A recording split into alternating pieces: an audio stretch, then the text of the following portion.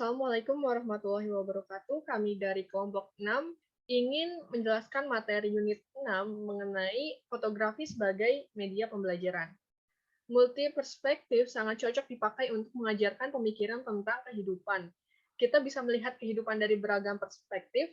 Keragaman perspektif tidak bisa dihindari dalam beragam sumber dan pemahaman yang harus dimanfaatkan dalam kegiatan pembelajaran. Fotografi memiliki makna yang sangat dekat dengan representasi visual yang terdiri dari sebagian perlakuan melihat yang menetapkan tempat dan subjek di dunia sekitarnya.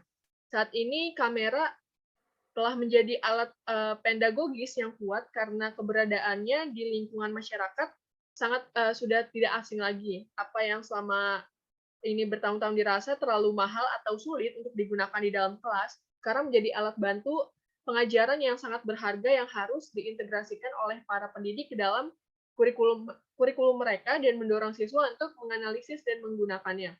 Fotografi ini bisa menjadi alat pembelajaran yang ideal untuk digunakan di dalam kelas maupun di luar kelas. Nah, media fotografi ini bisa beradaptasi dengan berbagai materi pelajaran yang berbeda untuk semua serta perangkat penting yang diajarkan. Fotografi ini dapat menumbuhkan harapan, menumbuhkan kreativitas, dan menumbuhkan tindakan yang mendorong perubahan. Materi selanjutnya akan dijelaskan oleh Indah Nuraini. Baik, terima kasih Irma. Materi selanjutnya yaitu gambar potongan fotografi sebagai media pembelajaran. Gambar fotografi merupakan salah satu media pengajaran yang amat dikenal dalam setiap kegiatan pengajaran. Hal itu disebabkan kesederhanaannya, tanpa memerlukan perlengkapan dan tidak perlu diproyeksikan untuk mengamatinya. Gambar fotografi bisa diperoleh dari berbagai sumber, di antaranya yaitu buku-buku, majalah, koran, dan lain sebagainya. Pada dasarnya, gambar fotografi itu membantu para siswa dan dapat membangkitkan minat siswa pada pelajaran. Fotografi digunakan para siswa secara individual maupun secara kelompok. Selain itu, gambar fotografi dapat dipergunakan sebagai dasar studi untuk membuat laporan dan referensi untuk penelitian. Mungkin cukup sekian, dan materi selanjutnya akan dibawakan oleh Fadilah Salma. Oke, makasih Indah. Di sini saya akan menjelaskan tentang keuntungan dan kelemahan gambar fotografi. Yang pertama yaitu keuntungan.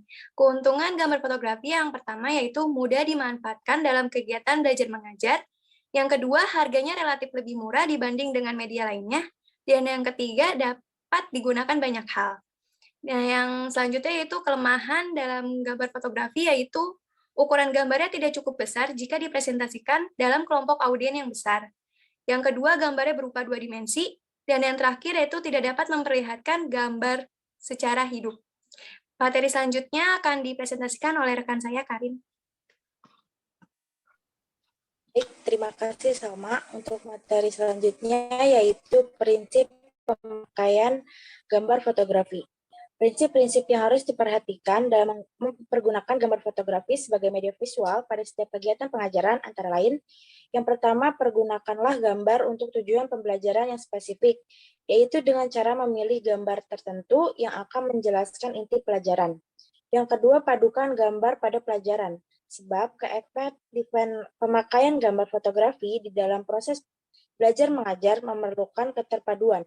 Gambar-gambar yang real sangat bermanfaat untuk suatu mata pelajaran, karena maknanya akan membantu pemahaman para siswa dan cara itu akan ditiru untuk hal-hal sama di kemudian hari. Yang ketiga, hematlah menggunakan gambar yang mengandung makna. Jumlah gambar yang sedikit tetapi selektif. Lebih baik daripada 2 kali mempertunjukkan gambar yang serabut tetapi ilustrasi gambarnya secara berlebihan. Yang keempat, yaitu kurangilah penambahan kata-kata pada gambar. Oleh karena gambar itu justru sangat penting dalam mengembangkan kata-kata atau cerita dalam penyajian gagasan baru. Yang kelima, mendorong pernyataan yang kreatif.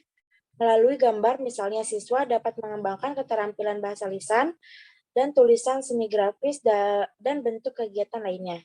Dan yang terakhir yaitu mengevaluasi kemajuan kelas. Bisa juga dengan memanfaatkan gambar baik secara umum maupun secara khusus. Untuk materi selanjutnya akan dijelaskan oleh Nurlaila. Baik, Karin. Di sini saya akan menjelaskan tentang aplikasi media foto. Yang pertama adalah penggunaan media foto dalam meningkatkan kemampuan menulis cerpen. Media foto dalam konteks pembelajaran sangat efektif sebagai media visual untuk merangsang kreativitas imajinasi siswa. Di samping itu, penggunaan media pembelajaran yang tepat oleh guru akan meningkatkan hasil belajar siswa tersebut. Dalam pengaplikasiannya, siswa diberikan serangkaian foto peristiwa tersebut adalah alur cerita dalam membuat cerita pendek tersebut.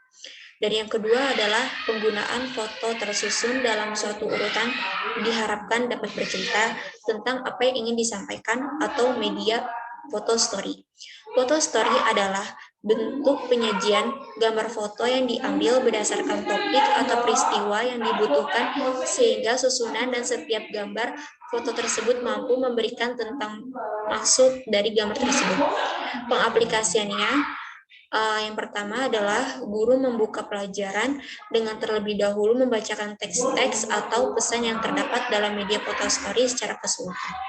Kemudian, melalui bimbingan guru, siswa membaca teks-teks yang terdapat dalam media foto story dan guru menerangkan materi pelajaran dengan mengupas satu demi satu materi tentang dikemas dalam media dan siswa mengamati foto yang terdapat di dalamnya.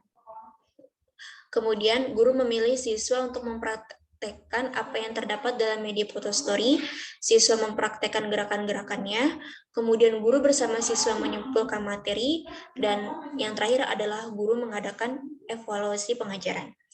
Sekian dari kelompok kami, mohon maaf apabila ada kata salah. Wassalamualaikum warahmatullahi wabarakatuh.